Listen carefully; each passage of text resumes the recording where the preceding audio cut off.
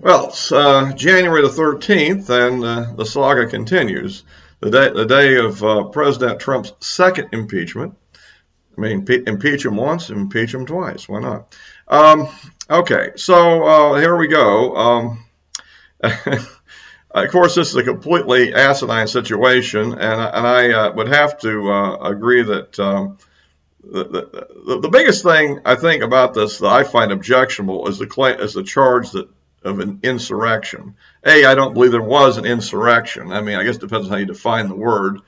But insurrection usually would indicate a planned operation against the established government, with a clear purpose. And what I see happening is basically a riot by a group of people who probably had a variety of different motivations and no clear plan. I mean, exactly what were they planning on doing? What political effect were they really planning on achieving? Did they really think they could take and hold the Congress? So my point is, no, it wasn't an insurrection. It was a riot, and I'll agree with that. It was a deadly riot. Um, but of course, most of the people killed were somewhat what I would call accidents of a riot and one police shooting of a rioter. So I mean, let's don't overly play it. It isn't like the rioters went out and killed a bunch of people, and I think a bunch of people got injured in the middle of all these scuffles, and it seemed to be an older group of people than normal for rioting. I mean, if you look at the BLM riots of the summer, it was a much younger crew. I think older people have to consider not rioting and they might have a heart attack or something. So I'm being sarcastic, I guess. But I mean, let's look at the thing realistically. There's absolutely no evidence that President Trump had any role in actually planning an attack on the Capitol. I believe he intended a protest, which would have been outside the barriers, and I would blame as much responsible for anything he did as the security. I mean, after all, they let the thing get out of control. I mean, they had this warning a day earlier by the FBI, but where was the National Guard? Where was the capabilities to actually protect the Capitol with a large crowd out there? And with the warnings they had about these groups that were involved, and my view is, again, that the groups that mainly did this, I think, fall into the category of groups we've heard about for years, going back many years, certainly back to the Clinton days, if you remember in the 90s.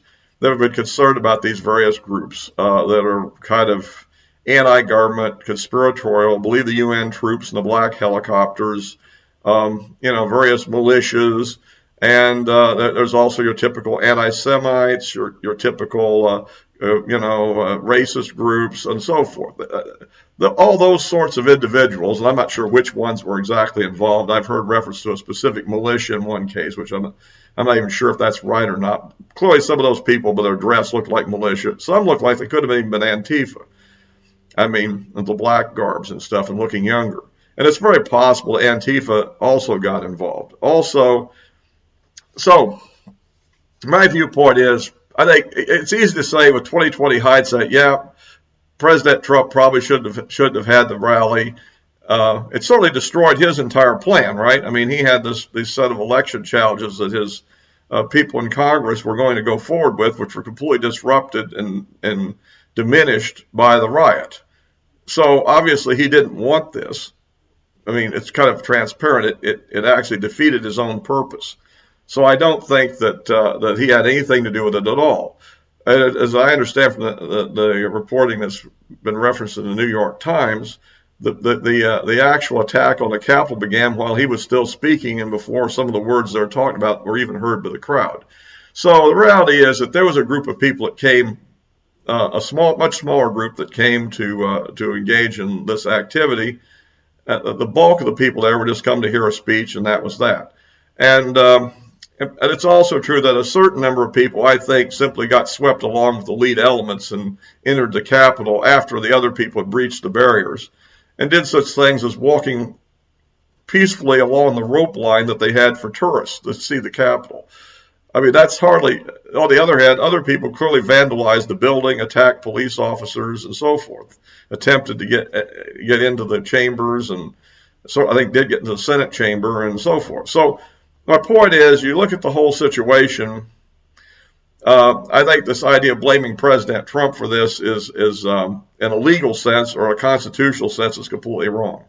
And it's obviously being used for political purposes by mainly the Democrats and certain people who have been known to be anti-Trump all along, I think. I mean, Liz Cheney has always had an ongoing feud with Trump that's been very public, largely over foreign policy issues. Basically and things to do with Afghanistan and that sort of thing. So, and we're all aware of those issues, and I think that's what's motivated her. And she's just seizing upon this as an attempt. Fred Upton has always been a kind of a, in quotes, rhino, unquote. He's a Republican, but he's a very moderate figure, and I don't know what his district is like, but whatever. And so in the Senate, you're going to have the similar groups of people that are doing whatever it is they're doing. And the key thing is that Trump can't be impeached, apparently, according to Senate rules of practicality, until after he's already out of office. So the only other point that could be made about this is the fact that the idea is that one of the conditions of a successful conviction would be that he'd be banned from running again. Which I don't even know if he ever planned on doing this. If he was really planning on running again, and since if any logic was working in his mind, he would have realized this was going to be unsuccessful as far as getting a second term immediately. I don't see any way that the Democrats would have agreed to this. I don't think there's any way it would be allowed to go into a House vote under the 12th Amendment because they had the certified electoral vote. And no matter what Vice President Pence had done, it wouldn't have changed the ultimate outcome. It might have made the procedures messier and probably made,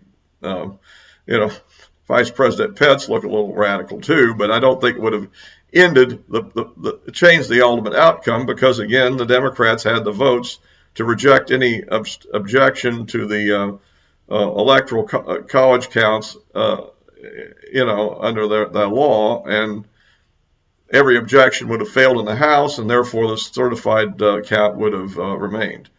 I don't know exactly what would happen if Pence refused to do his role, but I presume the president pro tem of the Senate would be brought in as a substitute somehow.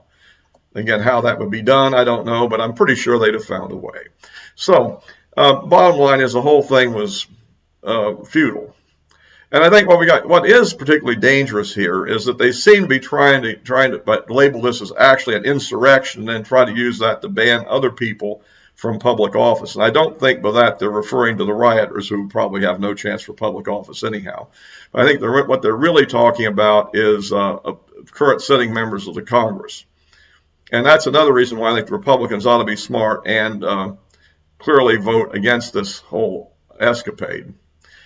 So that's kind of it. Now, the other issue has been raised about what McConnell's doing, and I'm not sure yet. I mean, one possibility is, obviously he's very angry. I'm pretty sure that almost all the Republican establishment blames Trump for the loss in Georgia. In fact, I've had some Twitter exchanges with Ed Whelan on Twitter along this thing also, because my opinion on that, I guess, will be very brief. I don't want to go rehash that subject, but my opinion on that is it's a mixed bag. On the one hand, you could argue, well, if Trump would have just stood down after the count was in and maybe the first challenges had failed and just said, okay, we're not getting anywhere, would that have led to the Republicans winning? Well, possibly, because for one thing, he wouldn't be as central a figure, or would he be in that campaign? That's a good question. And the second issue, would be, that would Trump not giving up cause a lot of his supporters to give up too and not vote, and he would have even a lower turnout in that race.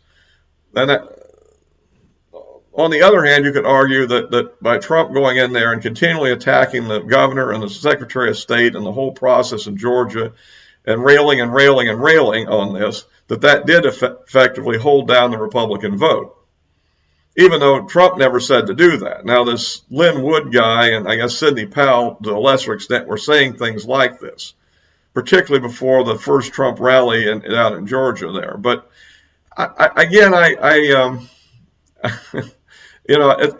the fact of the matter is the Republican turnout in that runoff was at a level never seen before. It's just that the Democrats had a little bit higher level. And in fact, their fall off in the general election level was not as great as the Republican fall off was. So I think it's all up in the air. And I think the big issue is also, well, you could get into the whole thing about him refusing to sign the bills and demanding a $2,000 check, which then McConnell didn't do. And all the infighting and the squabbling and the confusion, I think, was very destructive. But that, as a background, that's, I think, one reason why McConnell and a lot of people in the Senate are really steamed at Trump beyond all belief. And there's also been a lot of other issues as well. But I think, here's where I'm getting to my real point.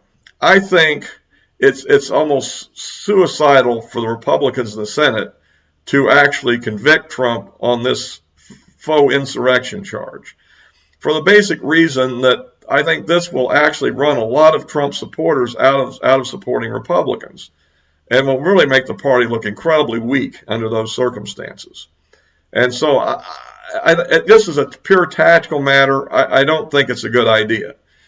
If just my general thought on this, I also tend to believe that it's dubious if Trump were to run in the next election in 2024, he would be able to win for the same reason basically he didn't win this time. And that is, unless there is a third party of a more moderate to left nature or a far left nature that pulls votes away from the Democrat disproportionately, it's almost certain that Trump would probably lose. I mean, unless the demographics of the country change in a favorable way for Trump in the meantime. Given the fact he's also being banned off all these social media platforms, which was kind of his key to success, it just doesn't seem to be likely that would be successful. Now, he would be 78 years old at the time, sort of like Biden. And after Biden's presidency, I'm not sure that the country is going to be that keen on going that old again either. But again, that's the future, and we don't know what's going to happen there. The other point I would argue is they have to watch out that Trump, banished from running for president, could still become an active figure, causing mayhem in Republican primaries. And that may not be exactly what they want either. I mean, so my general idea is to vote this thing down on principle that it wasn't an insurrection, that Trump didn't institute an insurrection, and therefore it's an invalid impeachment. And at any rate, it's way too rushed, and we haven't really had a full investigation. At this point, we really don't know who really organized the violence there, and I wouldn't put down the possibility that in fact leftist elements had a role in that, because I mean, I'm just going back to Charlottesville, in which that whole fiasco was orchestrated by a former member of the leftist Occupy Wall Street group. And it looks to me like all these extremist fools got lured into an ambush, basically. And then they brought BLM and Antifa in to fight them, and then create this horrible nightmare thing, which outraged everybody. And yet, it was really organized by a leftist. Granted, the muscle was not leftist, except on the Antifa side, but I'm saying, but the instigator was. And we know that almost all these fringe right-wing groups have one thing in common. They all have government informants inside the group, right? It's very possible that it was ginned up that way. Not claiming it was, but don't rule it out until you know. And that's why I think that falling for this whole charade on a rapid basis without a full investigation is a big mistake. On the other hand, I will have to say against Trump is that when this thing started developing, his incredible silence since then has not been very helpful to him. I mean, here we are a week in, and he's yet to do an interview. He's made a few statements when he made his speech at the wall down in South Texas, but other than that, he's basically said nothing about this. And he still does have one resource, and that is the White House official website, where he can post any statement or video he wants to. So, and that isn't maybe the same thing as being on YouTube, but it is a vehicle which the media would then pick up on and other people would copy and so forth. So his silence has not helped him any. He's not explained what happened. He's not explained his perceptions. and therefore other people have filled in the blanks, and they've not been to his favor. So, at any rate, I'm going to wrap this up now. Maybe it's going a little long, but I think it's an important topic that's going to play out in the days ahead here. If you like these videos, subscribe and click the bell so you get notified, and you can forward these to anybody else that might want to see them. Parler's been deplatformed at the moment, and that was my main way of recruiting new viewers. So, you know, I could use any help I could get on that to kind of build this site up. All for now.